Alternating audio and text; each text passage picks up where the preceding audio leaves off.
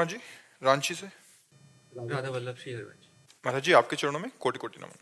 महाराज जी, सांसारिक जीवन में चुनौतियां आती रहती हैं और हमें लगने लगता है कि हमें सहायता की आवश्यकता है, तो हम प्राय प्रभु से सहायता मांगने लगते हैं। महाराज जी, एक और लगता है कि परमेश्वर तो परम पिता हैं, तो उनसे सहायता क्यों मांगे, मगर ये इसीलिए गिलानी मांगनी नहीं होती। चाहिए कि परम पिता है, हम उनके बच्चे हैं और उन्हीं के द्वारा रचा हुआ ये मायामय जगत है, तो हमें मांगनी चाहिए जब तक मांग है।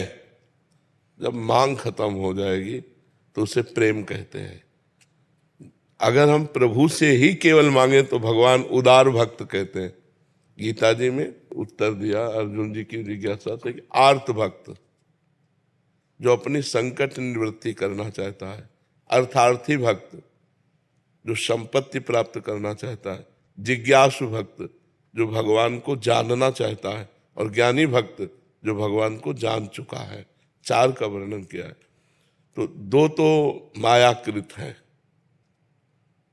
और दो अध्यात्म में है। जिज्ञासु जो भगवान को जानना चाहता है वो मायाकृत नहीं है, वो भगवान को जानना चाहता है, और ज्ञानी तो भगवत स्वरूप है ही। ये दो भक्त जो है आर्त और अर्थार्थी, संकट निवृत्ति और धन प्राप्ति, ये इसमें लगभग सब आ जाएंगे। एक दो भक्त ऐसे होंगे जो ज्ञानी में और जिज्ञासु में होंगे, लाखों में नहीं, सब इसी में होंगे। कोई संकट पड़ा तो भगवान से प्रार्थना करते हैं, क्योंकि ईश्वर है, वो जगत के स्वामी हैं। अब हम किससे प्रार्थना करें? जो संकट निवृत्ति के लिए संसारी पुरुषों का आश्रय लेता है वो तो अपने आप को खो रहा है। जो संकट निवृत्ति के लिए भगवान का आश्रय ले रहा है वो अपने आप को जगा रहा है, क्योंकि भगवान संकट निवृत्ति भी करेंगे और हमारे हृदय में भक्ति भी पैदा करेंगे। मनुष्य जीवन कोई ऐसा नहीं है जिसके जीवन में संकट ना आते हो। एक बार परम ऋषि दुर्वासा को दुर्योधन ने 4 महीने सेवा करके चतुर्मास प्रसन्न किया। तो दुर्वासा जी बड़े सिद्ध महापुरुष हैं और शाप और वरदान देने में समर्थ है, और क्रोधी भी है, प्रसिद्ध है, क्रोध में प्रसिद्ध है, एक क्षण में गुस्सा आ जाए ऐसे हैं वो। तो उनको प्रसन्न कर लेना बड़ा कठिन था, पर दुर्योधन ने कर लिया। अब वो जलता था पांडवों से, यद्यपि उस समय पांडव वनवास में थे। तो उसने विचार किया कि पांडवों का विनाश मांग ले, पर सोचा कि अगर सीधे विनाश मांगा तो हमारे ऊपर ही क्रोधित ना हो जाए। तो उसने कहा कि प्रभु 4 महीने हमारे यहाँ आपने सेवा का अवसर दिया, एक दिन हमारे बड़े भाई युधिष्ठिर को भी सेवा का अवसर दीजिए, 60,000 शिष्य साथ में। पर ऐसे समय में जाइए जिस समय द्रौपदी ने सूर्य के द्वारा दी हुई बटलोई से प्रसाद पा लिया हो। जब युधिष्ठिर जी के पास बहुत से ब्रह्म ऋषि भी वनवास में साथ गए, तो उनको बड़ा लगा कि राज परिवार से भोजन इन सब ब्रह्म ऋषियों का हो जाता था, अब कैसे होगा। तो उनको विचार आया कि संपूर्ण जगत को प्रकाश देने वाले भगवान सूर्य ही हमें रास्ता दिखाएंगे।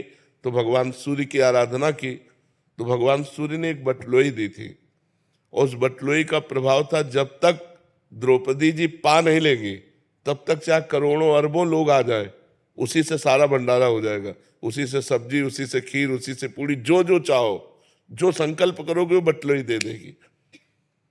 तो अगर बटलोई में द्रौपदी ना पाए और फिर इसी आ जाए 60,000 सहित, तब तो पा लेंगे। तो दुर्योधन ने शर्त रख दी कि जब द्रौपदी बटलोई में पा ले, धो के रख दे, तब आप पहुंचिए और हमारे भाई का सेवा स्वीकार कीजिए। उसने बड़ी गणित लगाई थी कि जब जाएंगे तो आखिरकार निमंत्रण देना ही पड़ेगा। ऋषि आए हैं कि आओ महाराज पाओ। अब 60,000 के लिए तुरंत तो कंदमूल फल भी नहीं हो सकता, वो खवा पाएंगे नहीं, ये साप दे देंगे, वो नष्ट हो जाएंगे।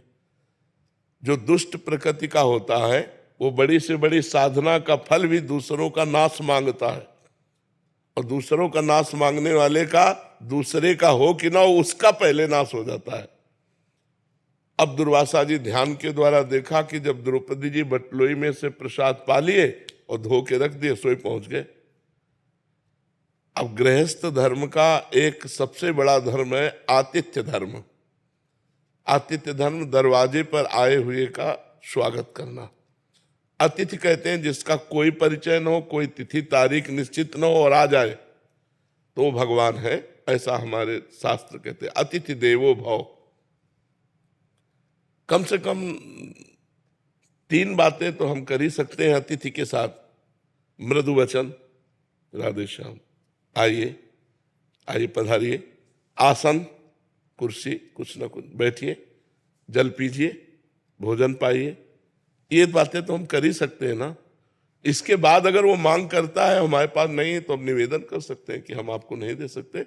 लेकिन अतिथि को ये 3 बातें तो जल, भोजन, आसन, मृदु भाषण, ये तो किया जा सकता है। युधिष्ठिर जी तो साक्षात धर्मराज का स्वरूप है।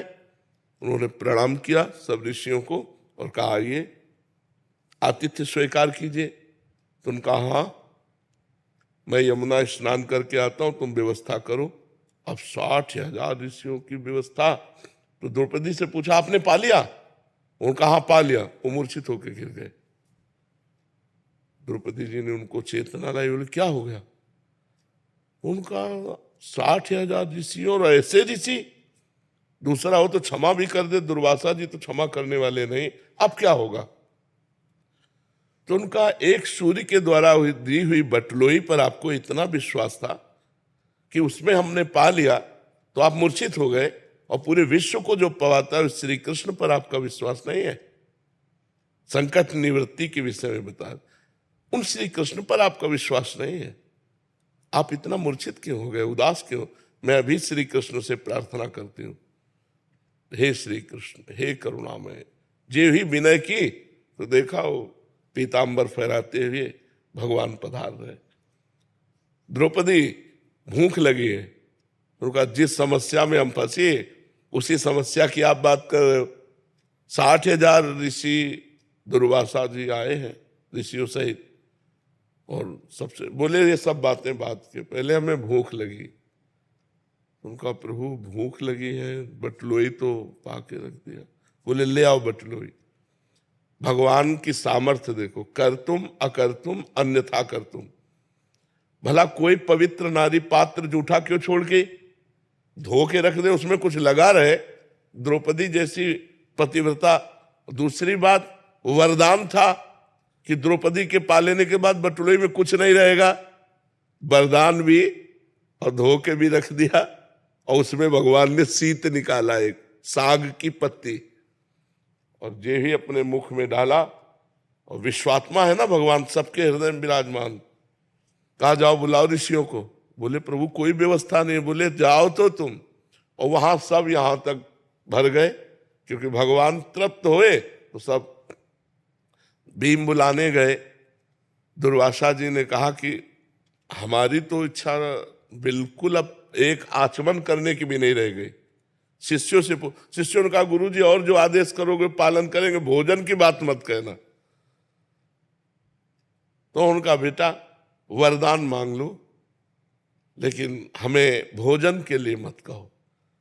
तो उनका जिस भावना से दुर्योधन ने आपको भेजा था वो उसी भावना को प्राप्त हो जाए। तो दुर्योधन ने विनाश की भावना से भेजा था, विनाश को प्राप्त हो गया। तो संकट निवृत्ति करने से भगवान से हमारा भगवान के प्रति जुड़ाव बनता है। यार भगवान ने मेरी सहायता की, भगवान से भक्ति बढ़ती है। संपत्ति की प्राप्ति के लिए सुदामा जी के पास खाने को भी नहीं था, पर श्री कृष्ण श्री कृष्ण श्री कृष्ण, तो जैसी द्वारिकापुरी वैसी सुदामापुरी बना दी। तो और प्यार बढ़ गया ना कि भगवान हमें कितना प्यार करते हैं। तो 2 प्रकार की जो भक्ति है, एक संकट निवृत्ति, एक धन प्राप्ति, पर हो केवल प्रभु से ही। हट होना चाहिए।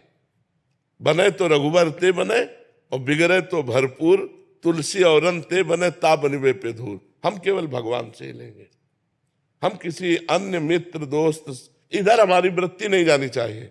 हमारी वृत्ति केवल भगवान से जानी। अब वो क्या रूप लेके आते हैं, मित्र का रूप लेके आते हैं कि किसी धनी मानी का रूप लेके आते हैं, किसी घटना का रूप लेके आते हैं, या क्या रूप लेके आते हैं, देना उनको है, उनके बिल्कुल उनके अधीन हो जाओ। सच्चे आपसे कहते हैं, वो ऐसे निहाल कर देंगे कि आपको धन भी मिलेगा, संकट भी निवृत्ति होगी और आपका कल्याण भी हो जाएगा, भगवान की भी प्राप्ति हो जाएगी। तो जरूर करना चाहिए, भगवान से याचना करनी चाहिए, क्योंकि अब हम औरों से याचना करें तो और खुद परेशान हो, हमारी क्या निवृत्ति करेंगे, संकट निवृत्ति। हम भगवान से सीधे बात करते हैं और वो कहीं और नहीं है, तुम्हारे हृदय में ही बैठे हैं। अंदर ही अंदर प्रार्थना करो, वो सुन रहे हैं, और बार बार प्रार्थना करो जब तक पूरी ना हो जाए, और नाम जप करते रहो, अनुष्ठान करो, भगवान जरूर पूरी करेंगे। करना चाहिए, भगवान से ही मांगना चाहिए।